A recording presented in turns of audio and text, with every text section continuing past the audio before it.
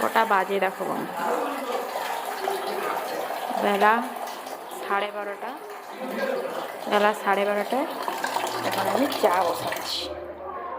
চা বসাচ্ছি। বেলা 12:30টায় রান্না টান্না হয়ে গ্যাস ধুয়ে গ্যাস ট্যাস মুছে রান্নাঘর মুছে হয়ে গেছে। এখন আমি 12:30টার সময় চা বসাচ্ছি।